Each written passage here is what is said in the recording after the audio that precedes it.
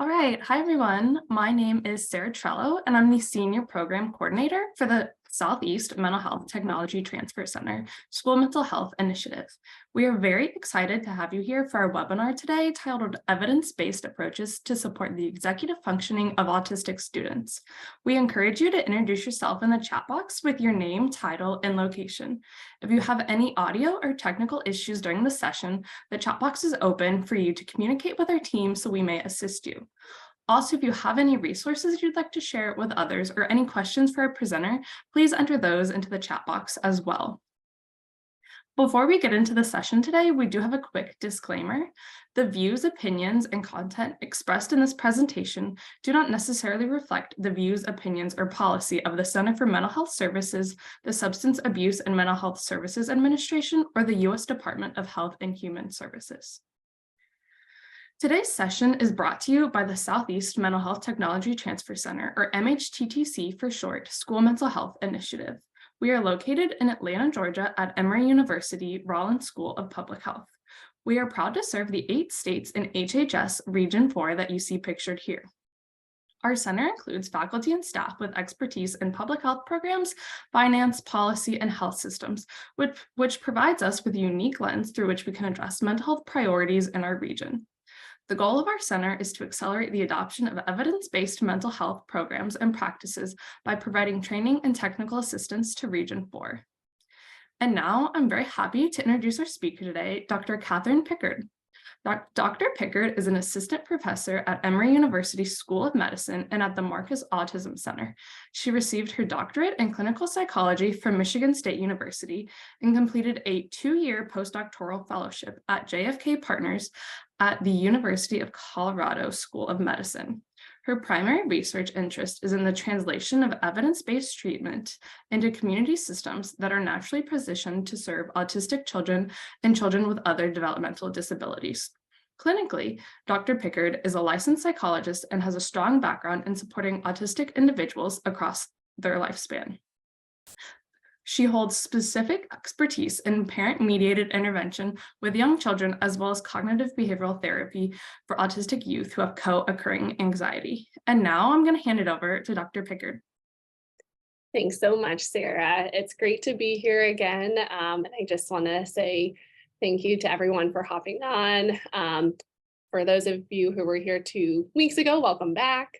For those of you who are new, thanks for sharing your lunchtime with us. I'm excited to present the second part of our series on executive function. And just want to give, and for those of you who've been with us before, you've heard this, but I want to give a note on our use of identity first language. I just want to emphasize that, within our products on autism, we have made the decision to use identity first language. We've made this decision in response to the neurodiversity movement based on the preference of many autistic adults in order to avoid the use of ableist language. That said, we recognize that this is not the preference of every person and that many families and people continue to use person first language. Thank you for those who have dropped their name and role and location in the chat box. It's really helpful for me. I do have the chat box pulled up and I'm looking at that as it comes in. To give you a sense of our objectives for this second part of the executive function series, this webinar is going to be providing an overview on evidence-based approaches that can be used to support the executive functioning of autistic students, including those who may have co-occurring ADHD. And so by the end of the learning session, participants are going to be able to describe some evidence-based approaches and a handful of strategies that can be used to support executive functioning. We'll also be talking about 2 case studies towards the end of the presentation today. And so within those, we'll be identifying strategies to support executive functioning of autistic students.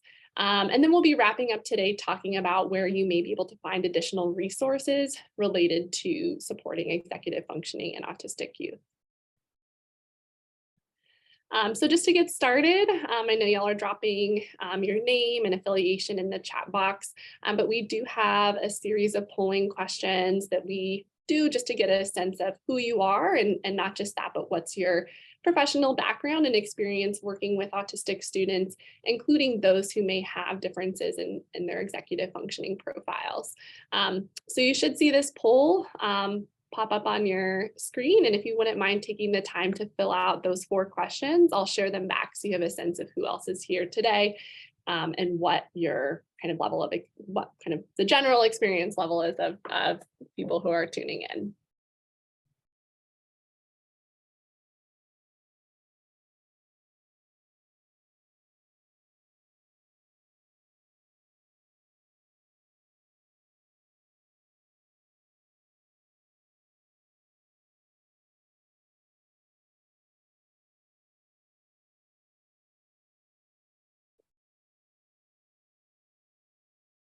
Give folks a few more, maybe like 10 more seconds, and then I'll share this back.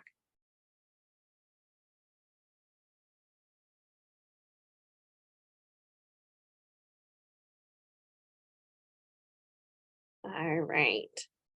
I'm going to end the poll and just share it back with y'all so you can see who's here today. And again, I appreciate you also dropping information in the chat box.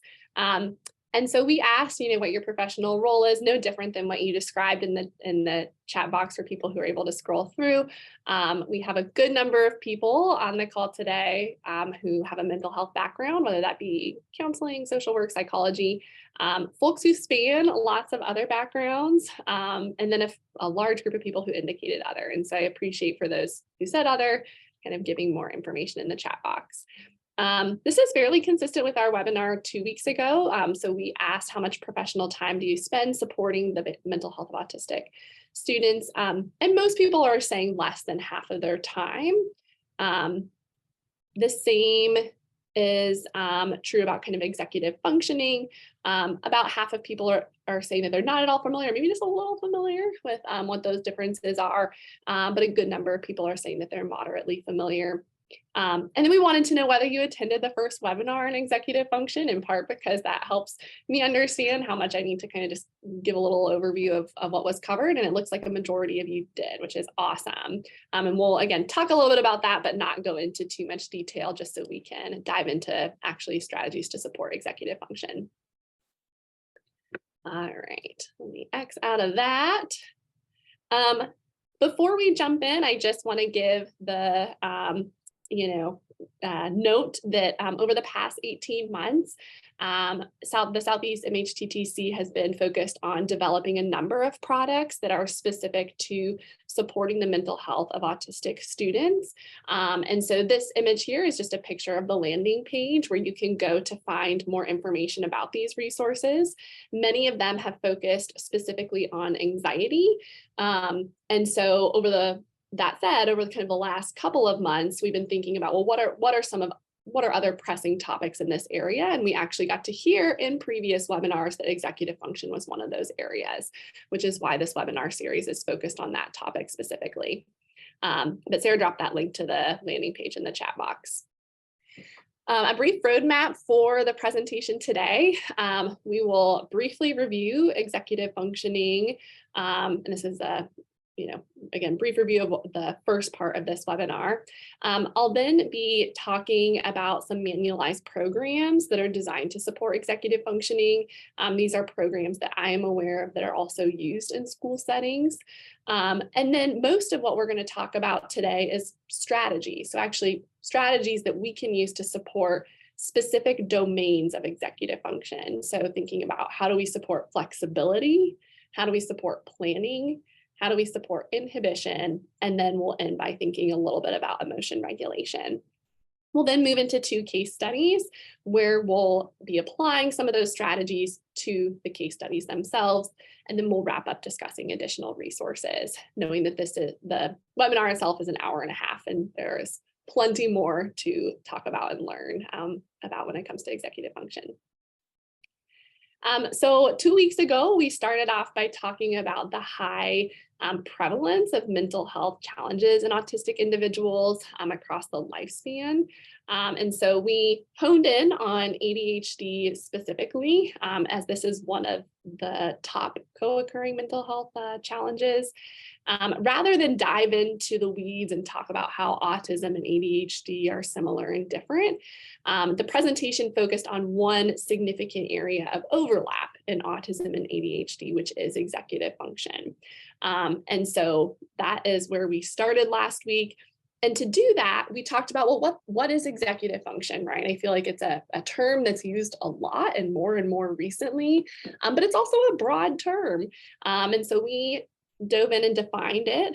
We talked about executive functioning as a set of cognitive control processes. So again, higher order processes that enable self-regulation and self-directed behavior toward a goal that allows us to break habits, make decisions, evaluate the impact of our actions, plan for the future, and prioritize what we do and cope with situations. So again, it's a broad umbrella term, and I think because of that, it can sometimes be difficult to tease apart, like when someone says a student has executive function challenges, like what that actually means and looks like.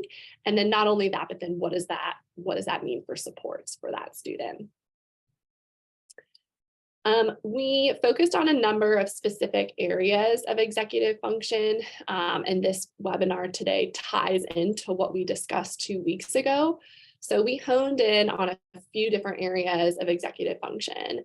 We honed in on inhibition, which is the ability to resist a temptation in order to follow a rule. So for example, you're in class, right?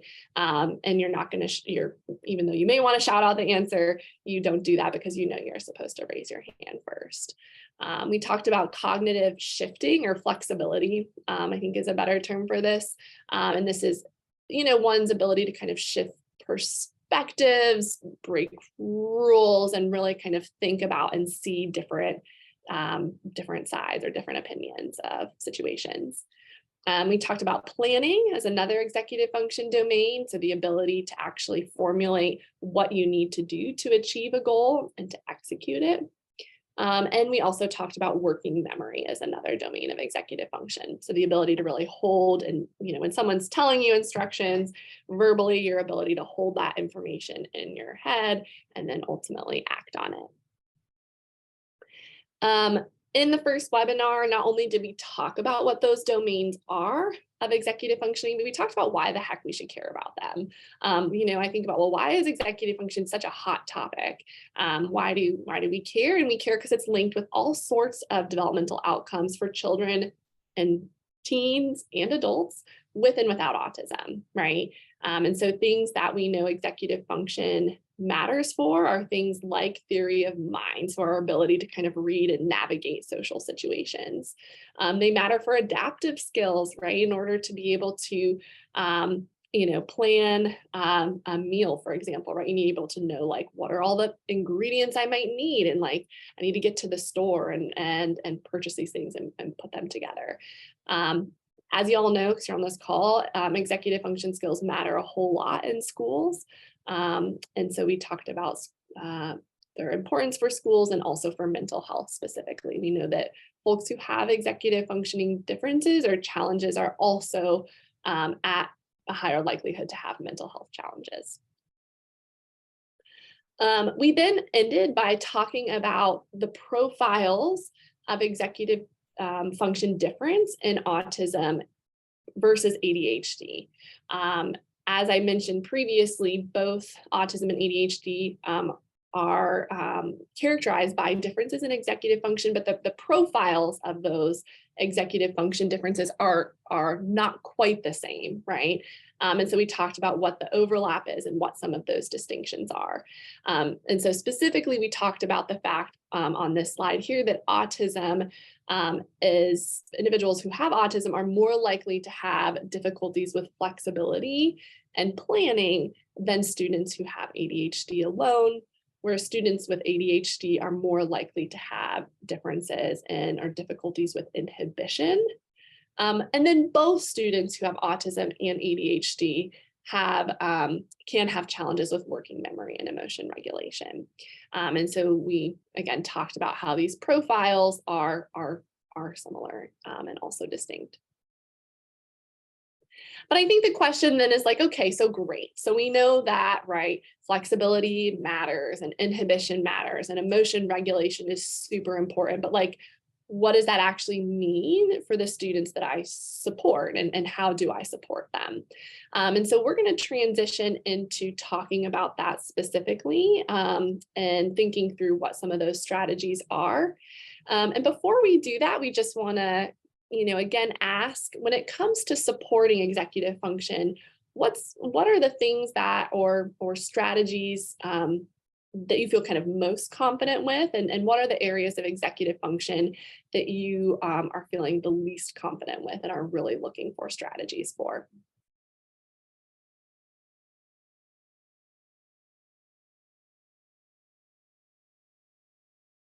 Awesome. Thanks for filling this out so quickly.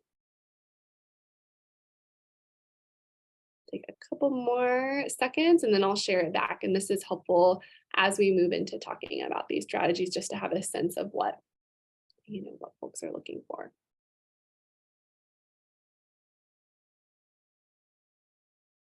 All right. I'm going to share this back just so you can see.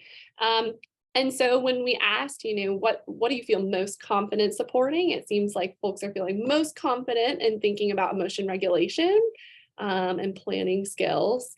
And then, on the flip side, folks are saying that they're wanting the most support or feeling the least confident in supporting or having kind of strategies to support things like inhibition, although a fair number of people are also saying emotion regulation too. These are the 4 areas that we're going to be talking about. And so again, we'll be trying to hit strategies that fall into each of these domains so you walk away feeling like, have a few things to be thinking about. All right, X out of that and did our little overview. So let's dive into it. I want to start by talking about curriculums that I am aware of that support one or more domains of executive function. And the reason I say that, right, is because like we talked about, executive function is an overarching domain that includes a lot of different things. And so the curriculums that are on this slide, I just want to say they're curriculums that I am aware of. I am not necessarily endorsing the use of any one of these things, but I just want to talk to you about what each of them are. The first is Unstuck and On Target. And that is a curriculum that is designed for use in schools and is designed specifically to support flexibility and planning in schools, particularly for elementary, middle, and they recently developed a high school version of this program. And so we'll talk a little bit about that. We also have programs I am aware of that are relatively widely used in schools. These are programs like Zones of Regulation that focuses predominantly on emotion regulation, and Superflex, which focuses on a little bit of emotion regulation, but has a primary emphasis on supporting flexibility. And so these programs, right, if you're interested in understanding, okay, how would I actually put the strategies that are talked about today in practice in a systematic way? These are examples of curriculums that are used in schools. When we talk about strategies, I just want to make sure that I share that many of the programs that I am aware of that support executive function skills, not just in autistic students, but in students in general, are skills-based, right? And so what does that mean? It means that these programs, have some didactic information, right? There is some teaching that goes along with it, paired with visual support, right? So these are not, they're not curriculums that are designed to be given in a lecture format. There are hands-on activities and worksheets that go along with them. Oftentimes consistent terminology, and you'll hear me use some of this terminology when we start to talk about specific strategies. Video modeling, right? These programs pull from like what are best practices in learning and in adult learning. We learn by hearing, we learn by seeing, right? Actually knowing what these things look like. So that's where video modeling comes in. And we also learn by doing. And so many of these programs do include some sort of role play and practice. So maybe it's role play in an artificial kind of made up situation, or maybe it's setting up situations that really do mirror real situations and allowing the student to get practice in them. And then importantly, a plan for translating these things to home. I think especially for kids who are younger, we are always thinking about how do we support translation, and that's not easy to do. But again, I think something that's really critical. I want to make sure that when we talk about the skills that, or strategies to support executive function, I want to make sure that I really hit home that it is important, and this is probably intuitive to many of you here, that we're teaching these skills in a supportive environment. Right? Many students who have executive function challenges are in schools or environments that were designed and intended for students who are organized and flexible.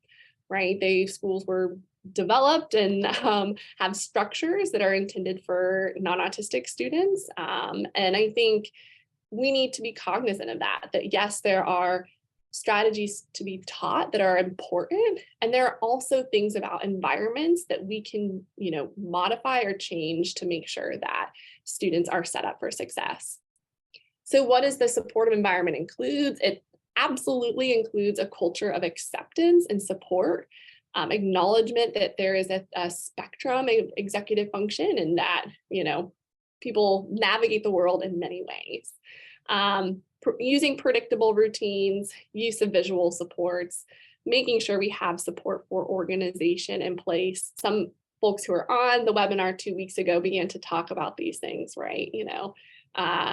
Use of visual schedules, use of organization and planners, and having staff and who are able to support students with it.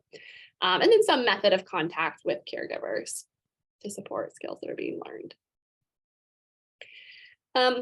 So let's talk about flexibility first. And I'm presenting these in no particular order. These are just the order that we talked about them 2 weeks ago. But let's start with flexibility. And so again, for flexibility, we're thinking about how do we support students and, considering multiple perspectives, being able to kind of change their behavior in ways that are adaptive to the situation. In programs that support flexibility, there are, I feel like, catchy terms that are used to kind of help students learn and practice flexibility.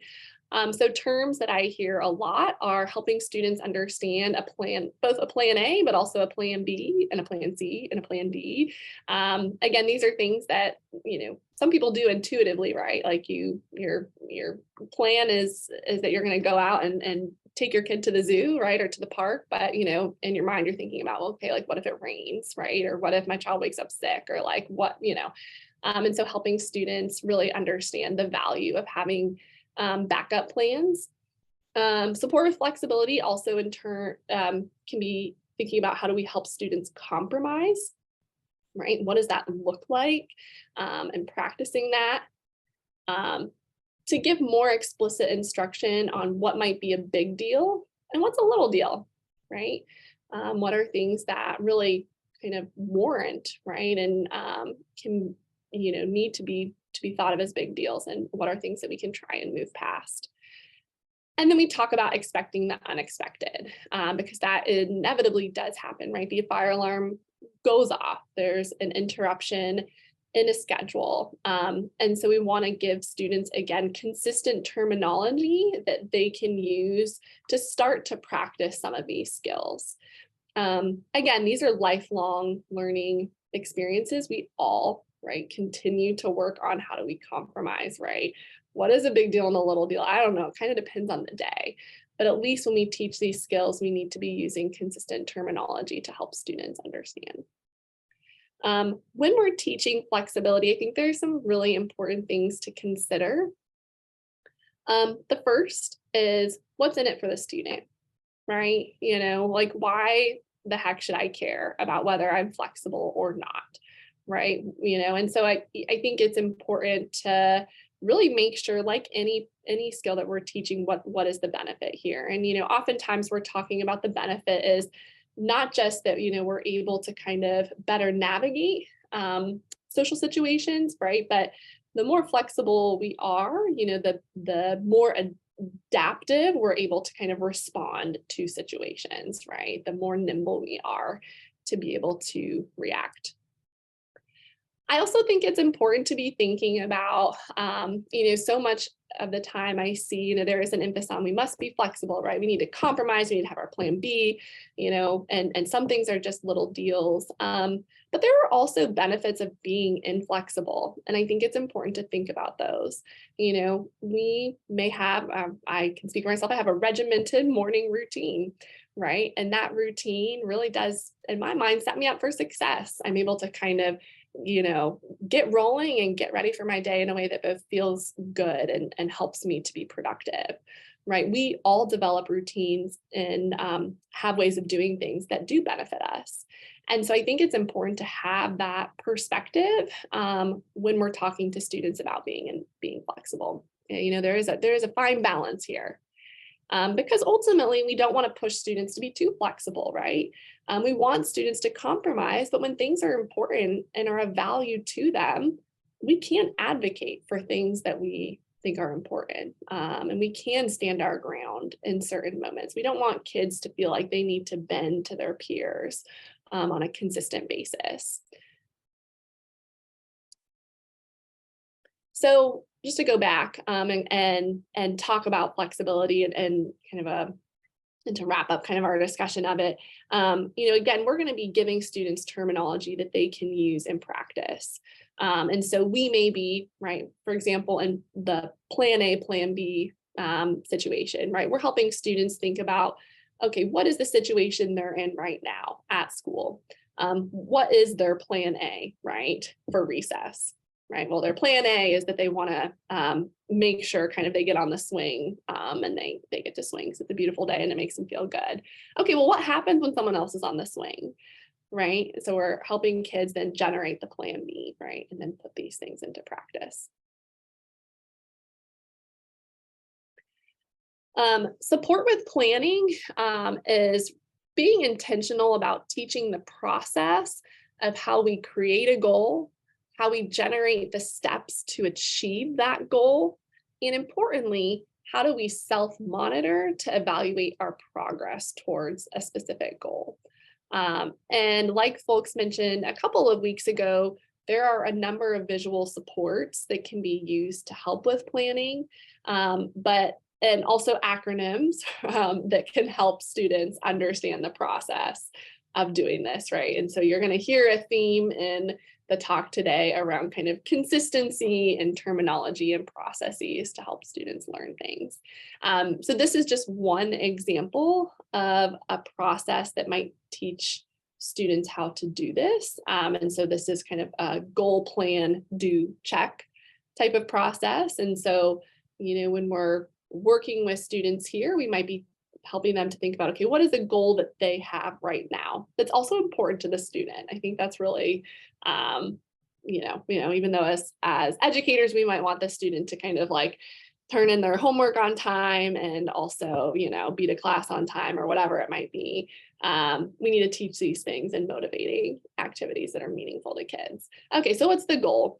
All right, now let's draft a plan. And this can be challenging, right? Let's help the student think about like, what are the steps that are going to need to be taken to achieve that goal? And students may vary in the amount of support that they need to generate that plan. You may be providing more support initially and fading that support over time. We're then going to support students in actually working their way through the steps. And as they work their way through the steps, we're helping them to reflect on their progress and evaluate their success. And so we want them to kind of have a good roadmap for, how we go about doing those things and to have that as skills as they move forward.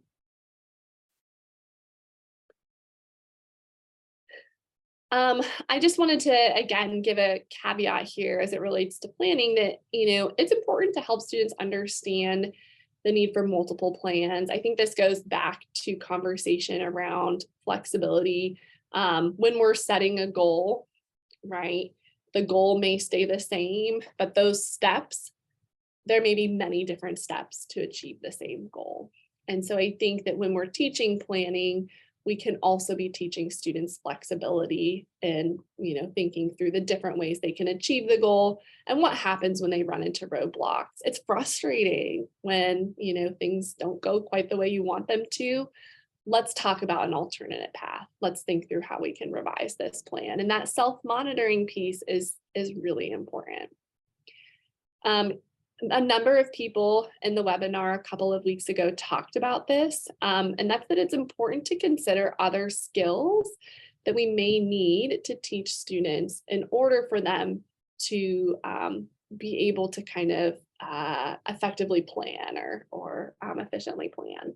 And so I want to just consider a couple of example scenarios here, right? So you're working with a student who has a goal to be nominated as student of the month, right? Or a student who has the goal to make the basketball team, for example. We want to be thinking through, okay, well, for the student who wants to be student of the month, right? What are things in our mind as providers and teachers and educators, we're thinking about, well, what are the things that that student might need in order to achieve student of the month? Well, they're going to need to ultimately, right, turn in their homework on time, or, they're going to need to kind of work on navigating a couple of like tricky kind of peer situations. We want to make sure that we're, again, teaching them whatever skills they might need to achieve that goal. And same with basketball.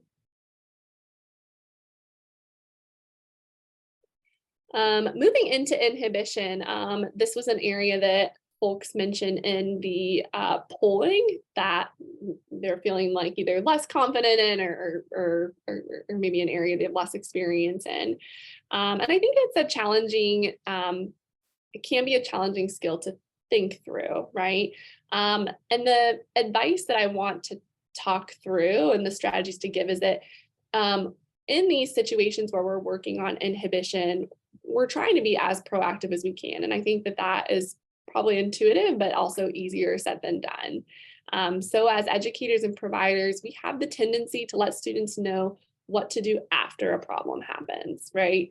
So Johnny blurts out the answer in class and we're like, hey, Johnny, next time you need to raise your hand, right? And I think that that is common, right? And so instead we want to be thinking about how do we proactively teach and help students to practice what is expected of them and to reward, instances in which we see them doing what's expected of them. So in these situations, we want to set up role play so that the student has the opportunity to practice when the stakes are lower. So we may be giving, again, students a visual support. Maybe there's something on a visual on their desk to indicate, that they need to raise their hand. And then we're also going to practice, right? We're going to practice them actually raising their hand, or we're going to practice whatever it might be, in kind of more kind of contrived or easier situations first, right? Oftentimes we're expecting kids to use these skills in environments where there's a lot going on, right? There are a lot of kids, there are demands that are being placed on the students, and there are distractions of various forms. And so, we can't necessarily expect that kids in these moments are able to navigate all of these things if they haven't been able to practice these skills successfully in other settings. And so, we want to take the strategy out of the situation to practice for a little bit. Like with any skill, we want to be thinking about when this kind of goes back to our conversation around environment and supportive environments. What rules are absolutely necessary for the student to follow and what is allowable, right? Is it absolutely necessary that the student never shout out the answer, right? Is it absolutely necessary that the student does not leave their seat? Right. And what's allowable. And I think to make these things as explicit as possible to students so that they, again, know what those expectations are and that they have visual support to understand those things. And then what environmental changes can be made to support the student, right? If there are certain settings where it's particularly hard because either the environment is chaotic or there aren't kind of clear expectations for the student, how can we change those things to make sure the student feels supported? And so I just want to consider a couple of students, and we're going to dive into some case studies here in a little bit. But this is student A, and they tend to get out of their seat and walk around or kind of like move around in their chair. Okay. So I think like I would be thinking about in this moment, like, is this, is this something that is it distracting to other kids or is it not? Right. Is it getting in the way of the student learning? Is it not? Is there a place in the classroom that they can go to kind of, calm down or kind of get out of their seat to feel like they have some ability to move? And again, to be more nuanced in our expectations.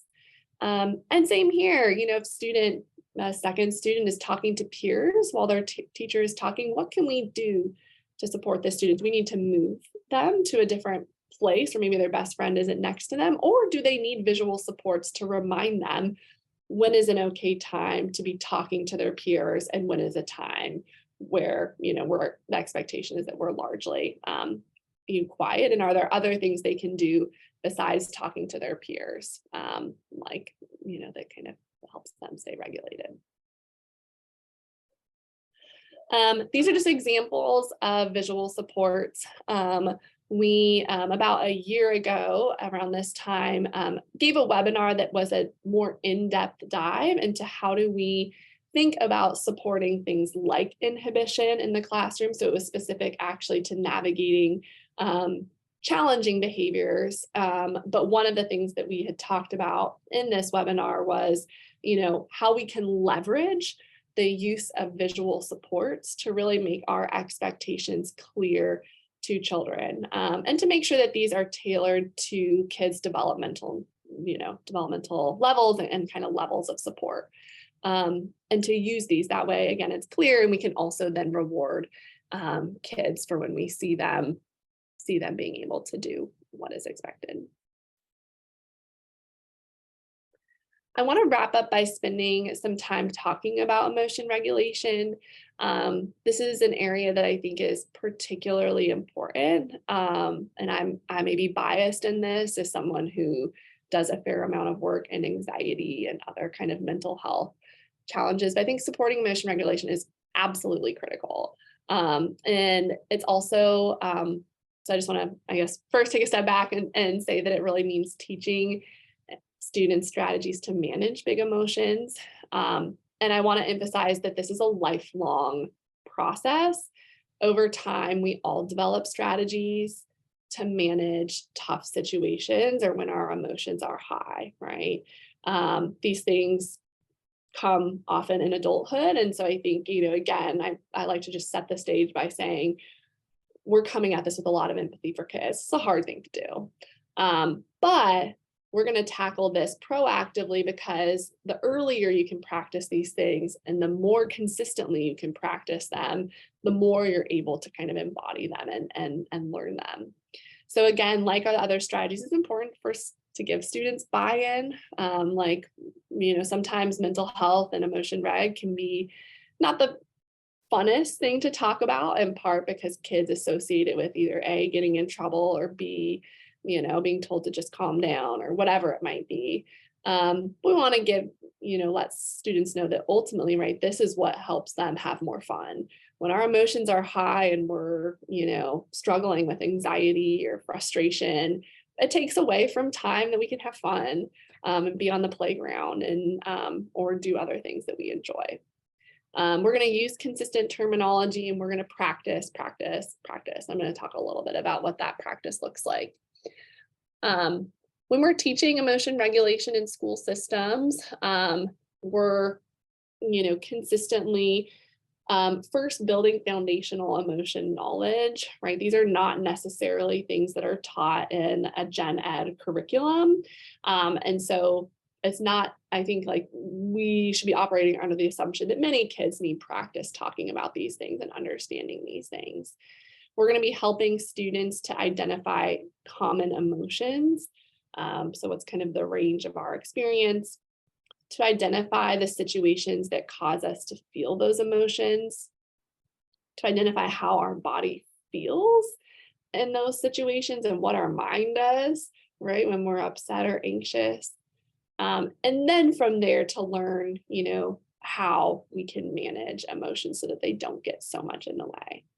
I think that foundational knowledge is really important. Otherwise, we run the risk of jumping into teaching strategies without kind of just that foundational knowledge.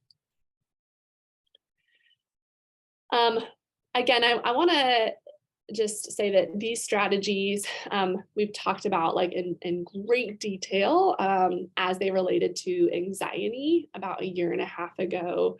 I want to talk about them though in a broader context that now, which is that relaxation strategies are helpful for lots of different things, not just anxiety. But again, these are the strategies that we use to prevent or reduce big emotions. I like to use the phrase I'm working with kids, like, it helps us to calm our bodies, helps us feel good and regulated. Our default, no different than when we talked about inhibition, is that we wait until students are in the yellow or the red, right, to then tell them to take a break or take a deep breath. And I think that's a natural thing to do, but the challenge with that is then students associate these strategies with, like, I only use these things when I'm upset or anxious. They start to develop kind of negative associations to things like, deep breathing or mindfulness or taking a break. And we have to be careful about that, because the reality is that we want to use these things obviously when we're, upset or anxious, but we also want to use them when we feel good to kind of help us continue to feel good. So our goal is to really provide students with a variety of strategies that they can use. Oftentimes, we've talked a lot about visual supports. We're giving kids a menu of options that they can choose from. And then we are going to embed these strategies and practice them within routines that are important. And I want to give just two quick kind of notes that aren't on this slide that I think are really important. The first is that when we give kids strategies, we want to make sure that these strategies are accessible, right? Work with a lot of kids whose, parents might say, or the child themselves might say, like, my, like, listening to music on my tablet really helps me calm down, or playing a video game helps me kind of feel good. And those are important things. And I think there's a time and a place for doing those things. But we also want to help kids recognize that, we need also strategies that we can literally use in the middle of a math exam, right? Or in the middle of a fire drill or whatever it might be. And those other strategies are important, but may not always be there. So things like deep breathing are really important. And then no different than we talked about flexibility and kind of practice, we want to practice these situations in low stakes situations first, right? And so I give the analogy a lot of, basketball, and right, like, if you're a basketball player, you practice shooting free throws 1 million times before the game actually happens. And so that way, you're in the middle of the game, you step up to take the free throw, and like, you've done it so many times that it kind of comes naturally, right? You have to think less hard about it. And we want the same to be true of kids, right? We want them to practice these things in the green when they're feeling good. So that way, when the stakes are higher, they become more naturally to them. This is just a little example of a visual support tool that could be used for teaching relaxation strategies. This was pulled from a curriculum. There's a program that I think we talked about when we were talking about anxiety called Facing Your Fears, and it's a CBT-based program that was designed for autistic students.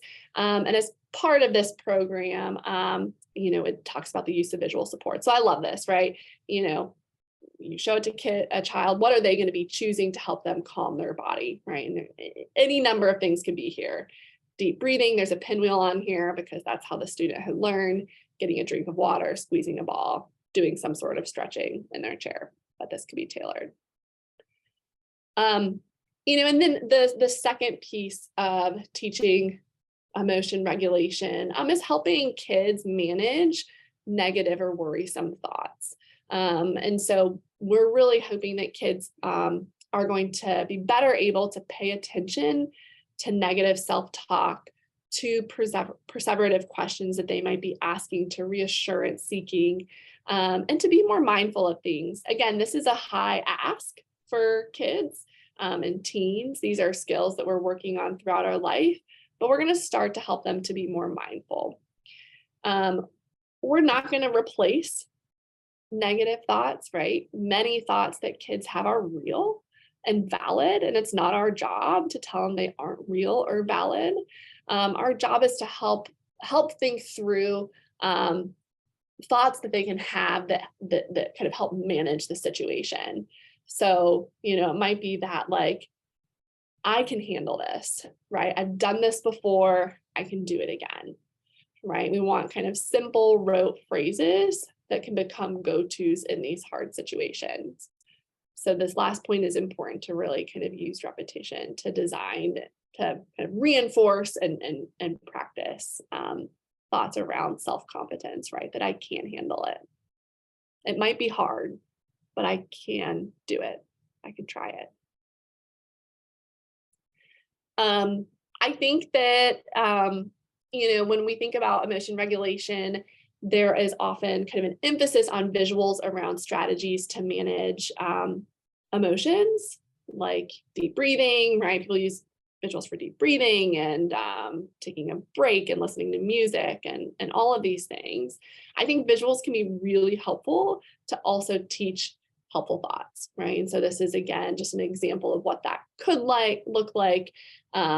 These thoughts are just a few that came to mind, but they could be tailored to the student, right? And so in a moment, right, we're going to support them in thinking through, okay, what can I do to calm my body? And what can I do to calm my mind? And to have them have practice with both of these aspects is really important. I want to say that, I'm actually going to go back before we get to the polling questions and before we make the transition into the case study portion of today, that I can't emphasize how important it is to practice these strategies and to set up situations for students to practice. Many times, right, we have programs that are didactic in nature, in part because that kind of fits within schools, that can happen within groups of students. And that's really important. Obviously, we want kids to know what these things are, but we see, and a lot of research suggests, we see the heart of change in skills-based programs when kids actually get to try it out in these hard situations. And oftentimes people talk about things like, starting off practicing in easier situations, ones that are more contrived, and then gradually helping students to practice them in situations that mirror what they're actually encountering on a day-to-day basis. So I want to just launch, again, a poll, and I know that this is the same poll that we launched prior to this, but I just want to ask again, what executive functioning strategy you feel most confident, and what are the executive function strategies that you feel least confident with? And this is going to help. We're going to move into some case studies, and so responses to this poll are going to help specifically think through kind of what strategy should we be talking about most within the case studies.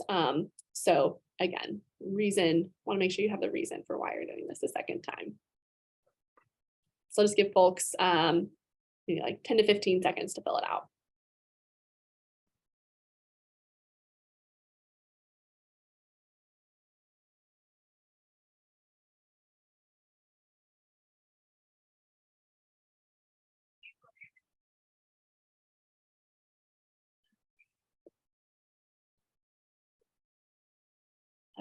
Okay. In the poll and share it back. So the options were a little different just because we had actually talked about some strategies, but overall the same kind of notion here.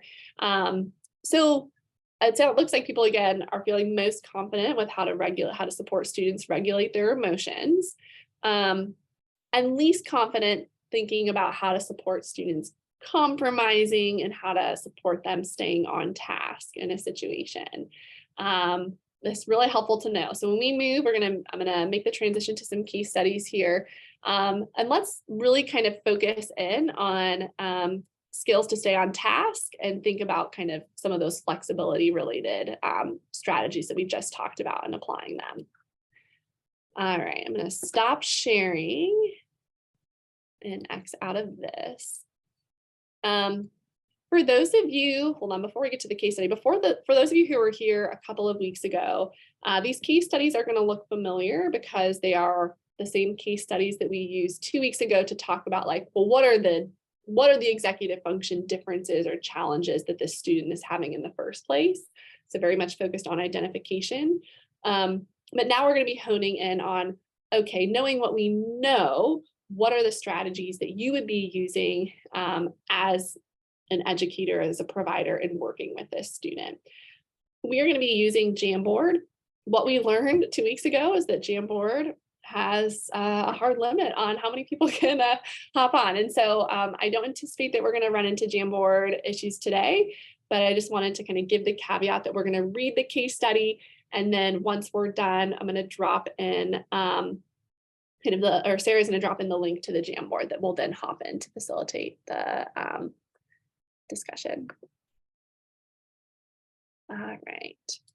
So here is that first case study. And so the case study, I'll just read it quickly, is that Darnell is in the 5th grade. He has autism and participates in general education. He does well, but does not particularly like group work and is quick to correct others if they don't follow the rules of the project. And this is a problem because peers are starting to make fun of him and call him the rules police. Darnell does better during individual work. However, he still needs some support from his teachers to get started completing activities and reminders to stay on task. And without this support, Darnell sometimes will sit and stare at his work without starting. On the playground, Darnell is sometimes observed not responding to his peers when they talk to him, or joining in conversation in a more of an off-topic way. So his teachers are wondering which of his challenges are related to executive functioning, which is what we primarily spent time talking about 2 weeks ago, and importantly, what to do to support him. So what I'm going to do is I'm going to transition to the Jamboard in a second, and I just want to give the caveat as I'm doing this that there's a lot to think about here, right? This is a kiddo who has a number of executive function things going on. And so as you're thinking about how to support him, it's okay to be thinking about lots of different things. There's not one right or wrong answer. There may be certain priorities that you have that I think are important to bear. So I think I'm actually going to skip to this second question here. If folks are able to pull up Jamboard and move to the second question, I want to make sure we focus in here and think through, what are the strategies that you might consider to support Darnell's executive function? And just so you know how Jamboard works is you can hop on and move to the second question. And then over here, if you haven't been on before, there is on the left-hand side, there's a menu. And the 4th icon here is a sticky note. And so you can click the sticky note, type whatever you want to type, and click save, and it will add to the board. And so what I am going to do is, as folks drop suggestions and strategies that they would use, I'm going to organize them into kind of different categories of strategy. And so let's start here. All right, so folks are hopping in. Yes, and please just drop strategies and I will move them as they come in and do my best to read and keep up with them, which is always, this can be the trickiest part. Okay. All right, so I'm seeing instruction and practice in social situations. Fantastic. Visuals for starting an assignment, giving him a role or a job, creating a visual checklist to support him in starting. I love this. Beautiful. I'm just grouping things that are similar coming in. Visuals for staying on task. Beautiful. Allowing him to choose a partner to work with. I'm gonna put this over here. You'll see what I'm doing essentially is grouping things over here. We have kind of skills that we may need to teach him. We have visual supports, a lot of visual supports. Beautiful. What might you do to support him with that flexibility? So thinking about, his peers are, oh, beautiful. So pre-teach, plan A, plan B. Okay, awesome. So someone's talking about flexibility, specifically task analysis to help him focus on the things that need to be completed before he is finished. So really, again, kind of breaking things down for him and helping him understand what he needs to do. Okay. Big deal, little deal. Okay. Be proactive in teaching what is expected. Amazing. Okay, I'm just going to talk you through my groupings here, and I just want to say thank you for dropping all of these things in the chat box or in our Jamboard here. We use first, then do this, then you. Yep. So again, really kind of, and maybe there's some visuals to go with this, but again, a little bit of practice. Pre-plan what to do if peers don't match it. Okay. This is awesome. Actually, I'm gonna put that over there. So the way that I grouped this, and I just want to talk you through how I think about this conceptually, and these are fantastic strategies. The first set of strategies here is thinking through like what are actually the skills that we need to teach him and being proactive in that. And there are two sets of skills that folks talked about, and I know they're not grouped together, but we have the first set of skills here, which is, how do we navigate some of these social situations? How do we join in a conversation, in a way that is on topic? But then over here, what I love is let's actually think about how to navigate these tricky situations and how to come up with a plan A, and plan B, and how to compromise. The emphasis on pre-teaching is super important. And I really like the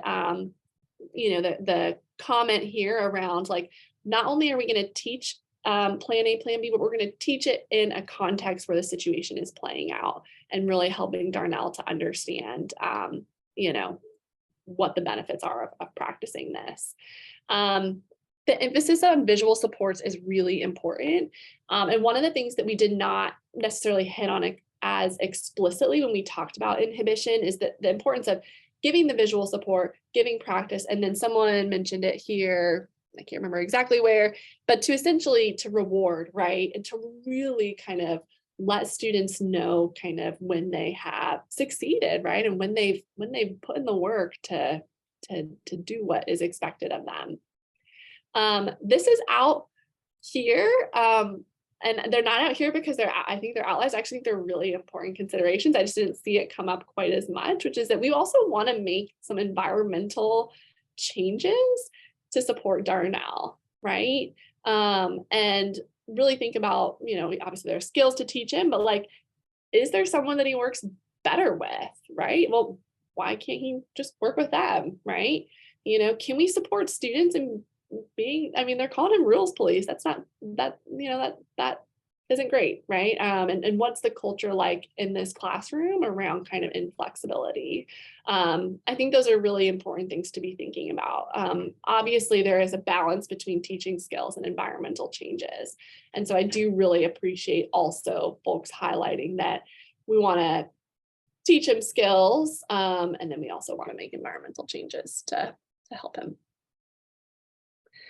And then before we move into the second case studies, I just want to ask, this is a snippet of Darnell and who he is, but what other things, I guess, would you be thinking about when you're deciding how to support him? So we talked about teaching skills. We talked about using visuals. We talked about helping him to practice in these real situations.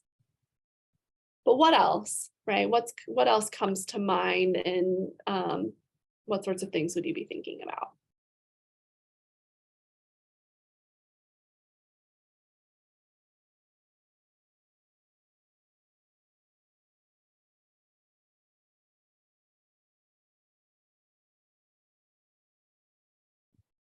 Yeah, beautiful. He may not want to work with other kids, right? And may want time to himself, right? Why don't we ask him and understand? What are Darnell's goals? Thank you. Coexisting mental health issues, sensory supports. Does Darnell buy into the goals? Okay, I'm gonna try and in group these things again. Darnell's goals. I'm gonna do anxiety. I'm gonna put this over here. Sensory differences. These are really important things to be thinking about. Yes, does he want to be alone? What else is going on? Is he feeling anxious in these situations, or upset, or having a hard time? Right? Like, can we be more nuanced in understanding his own experience? And what are his goals? This circles back really nicely to buy-in for what we're teaching. If Darnell could care less, right, about, how he's navigating these situations, like, maybe this isn't the most important thing to be working on with him. And thinking about sensory needs, I really appreciate whoever brought that up. We talked a fair amount about that 2 weeks ago, and thinking through how can we manage his environment, but how can we also think about the sensory component of his the environment. I'm also looking at the chat box. I know that and I'm seeing that folks have dropped things in the chat box. I know our team is going to be actively trying to pull those things into the Jamboard. But I'm seeing comments around, again, what are the benefits to Darnell wanting the rules to be how they are? Again, is there a reason, right? He's monitoring rules. Certainly when you have rules in place, it makes situations a whole lot more predictable. And so there may be a good reason to have them. And I really appreciate, Angela, your comment on teaching others how to be accepted and tolerant of the range of responses and the range of kind of preferences that people have in social interactions. I love this. I am just, again, just kind of moving some of these things into their appropriate categories here. Okay, so thinking about, again, goals, sensory kind of supports, home environment, and then also how can we really create a more supportive environment in the classroom for Darnell. All right, we have time really quickly for one more case study. And the reason that we have chosen to do 2 case studies is because, obviously there's tremendous difference in how executive functioning challenges may play out in someone who's in elementary school versus someone who's in high school, and what we kind of expect in those different contexts.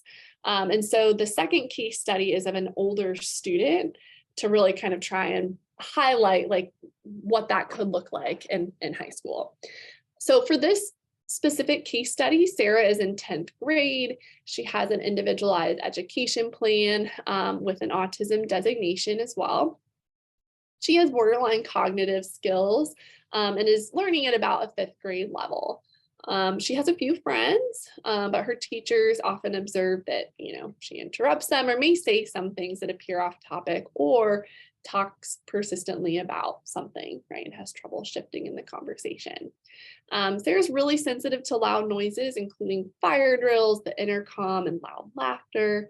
And her teachers are saying that she's often late to class, loses her belongings, or forgets to turn in assignments.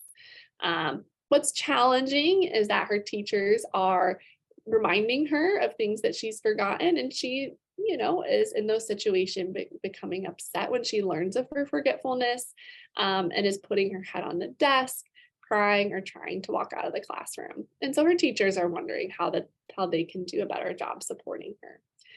So again, in this situation, when we think about executive function, there's a lot that's going on here. And what we're going to do is transition back to the Jamboard to talk about Sarah. So I'm going to stop sharing my screen and then share the Jamboard again. And so if you're able to hop back in and head over to, we're not going to talk about her specific challenges. As you all know, there are a number of things that came up, but we're going to specifically focus in on strategies that we're considering to support Sarah. So let's talk those things through, and I'm going to again group them based on kind of category of strategy, so that way we can see some of the overlap across responses. So emotion regulation is one specific thing. So someone wants to support Sarah in learning how to manage her emotions. Absolutely, I'm going to put that here. Organizational strategies like planners. Yes, for kids who are in high school, absolutely, right? There's so much more to juggle academically. There is often switching of classes and things that are going on that can be tricky. Teaching her conversation skills. I love this. Role playing social situations. I'm going to put visuals instead of verbals. Yes. Create a luggage tag for her book bag. Oh my goodness, this is a fantastic idea. So creating, again, a visual tool that goes onto her book bag that helps kind of her remember exactly what it is that she needs to have. I'm going to take role play, social skills, plan A, plan B. Wonderful. Okay. Visuals. I'm going to put, again, I'm grouping all of our visuals here. And I'm going to start to talk through these things while kind of also hitting on different considerations to be thinking about with Sarah. So I really appreciate the emphasis on supporting her with emotion regulation. No different than Darnell. Like when I think of Sarah, I totally think, I'm like, how is her mental health, right? It's a tough situation to be in, right? When you're in an environment that is overwhelming from a sensory standpoint, and you're also getting kind of consistent, I don't know that this is the case necessarily, but getting feedback that like, you're not quite doing what you're supposed to be doing. And that's hard.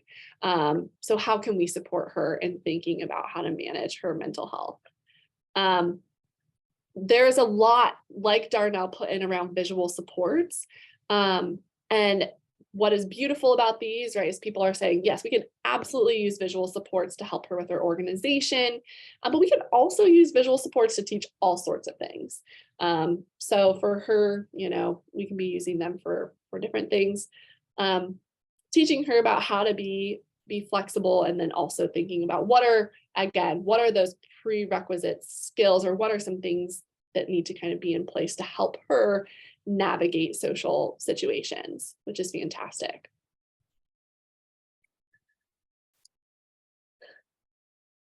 I guess I want to ask, we just had a conversation about Darnell, right? And there were some really wonderful kind of suggestions that came to light around other things that we can be thinking about to support these students.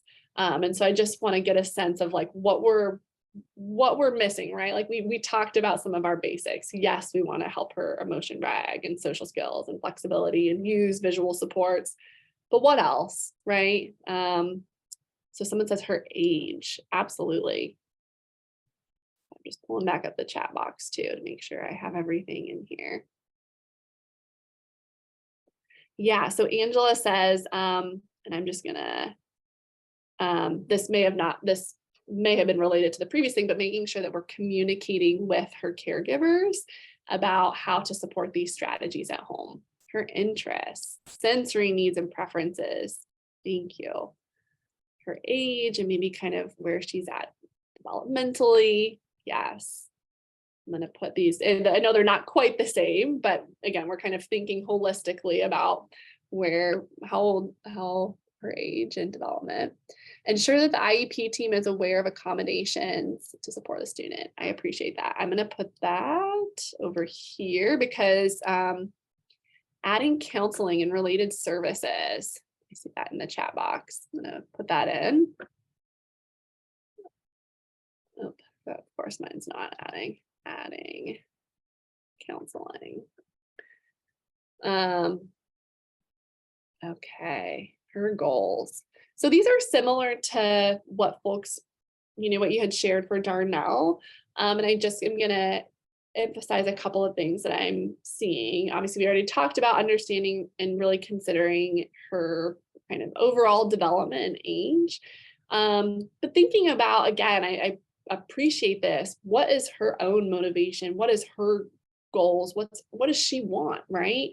That should be what is driving how we support Sarah, right? If she's wanting to make friends and this is hard, absolutely we're going to be using that to kind of help get buy-in and think through what's important to her. I put the sensory preferences over here and grouped it on its own. I think what I see in this is, again, this shift towards like, what can we change about Sarah's environment to support her, right? Again, she is navigating a really, potentially large high school with lots of kids, and there may be sensory preferences that she has that we can support that are ultimately going to help her feel better regulated, right? And I think that's really important. Adding counseling, so considering her mental health. And I'm going to group this over here. I think they're similar in some ways, which is, again, we want to make sure that she has the environmental accommodations that she needs to make school a better place for her. And then I'm reading, are there any medications that might be taking? Is she taking, yep, yeah, exactly. So again, and this may be a conversation that you're having with her caregivers or other people in her life, which is around what services is she getting in school and what supports might she be getting outside of school that are helping with her helping these things. I'm just reading in the chat box, ensuring that providers and caregivers are following through with accommodations and support necessary so that she feels she is supported and can be successful, and making sure her environment feels safe to her. I agree. We have kind of thinking again about her support system and what's happening outside of school. And again, I just want to emphasize the importance of those environmental changes. We can support Sarah in learning these different skills because they are really important. But ultimately, if she's in an environment that doesn't feel safe, that is not tolerant, and that is consistently sending messages that she is not living up to whatever expectations we're imposing, I think that's a really hard environment to be in. And so, I really appreciate the comment about that. All right. So I'm going to transition back to our slides and just make sure I do that correctly. And one of the things that I want to just talk through is obviously some additional resources. I do want to give the caveat and let people know that as part of this webinar, if you've done these webinars before, you know that we are going to drop in the chat box a link to a survey, a GIPRA survey, and this survey is a way for you to give us feedback on the content of this webinar. We've used this survey to directly generate the topics that we provide, and also how we structure the content and conversation within the webinar. So please, please, please take a chance to fill that out. To wrap up the webinar today, I just want to share some additional resources that could be worth checking out. These, I know I've seen some chats come in, all of these slides are going to be shared. So you will be able to access these links and check some of these things out.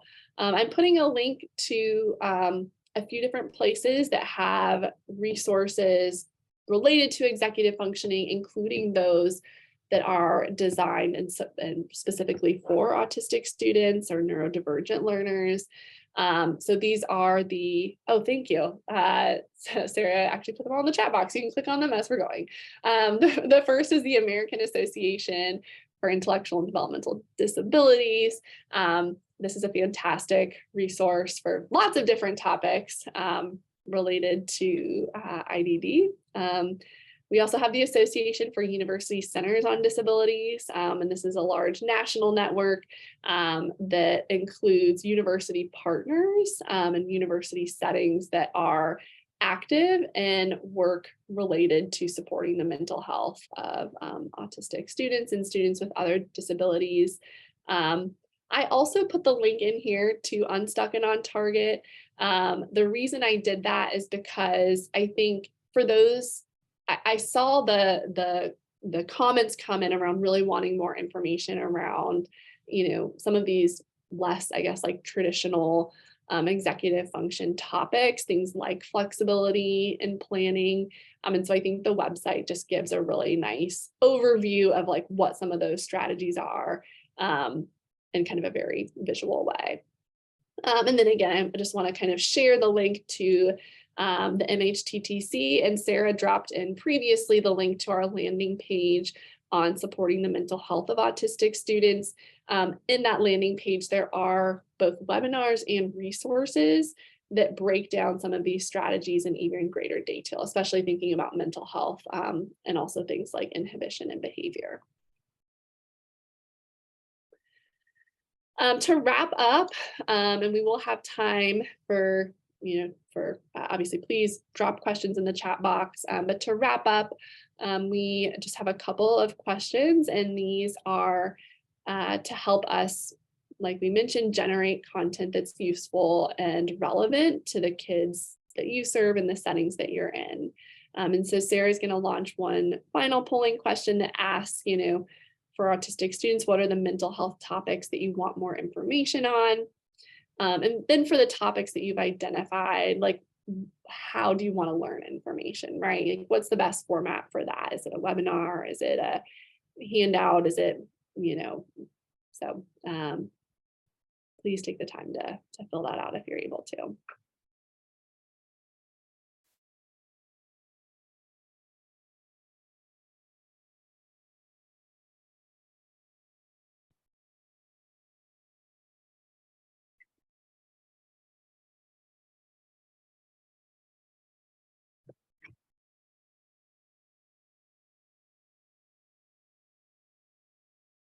Wonderful. Thank you so much for those who have been filling this out. And I'm happy to actually just like share, if you're curious, kind of what folks are saying.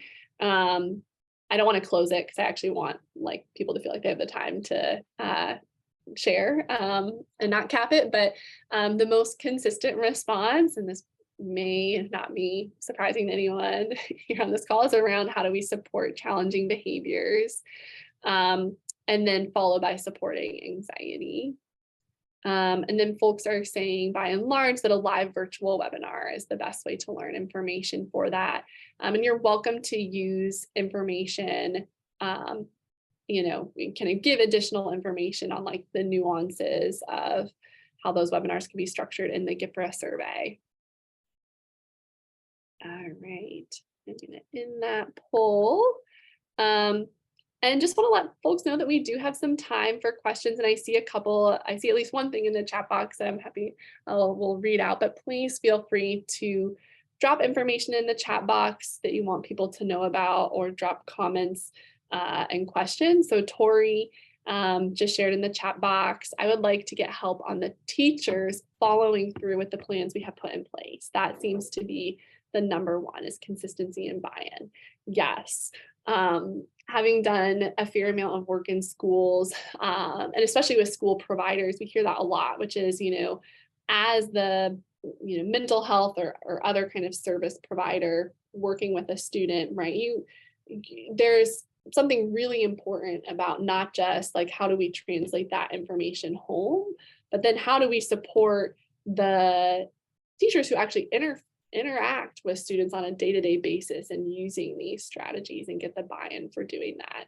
And that is extremely, extremely important.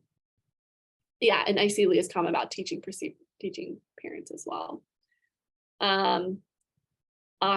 And then asking for resources for autistic adolescents and substance use. That's a fantastic question. I can think of, I won't be able to pull them up right away and share them, but I can think of a couple of I can think of a couple of potential people who are doing work in this area. And so I'm happy to make sure that that is shared out in a follow-up email, because I think that's really important as well and directly relates to kind of mental health. Okay, and so some of the references we talked about today, and I'm just going to again move here to the evaluation survey. My email is also in the slide, and so if you have additional questions about what was presented today, or questions about specific situations that you're in, I'm welcome to field those questions. And thank you so much.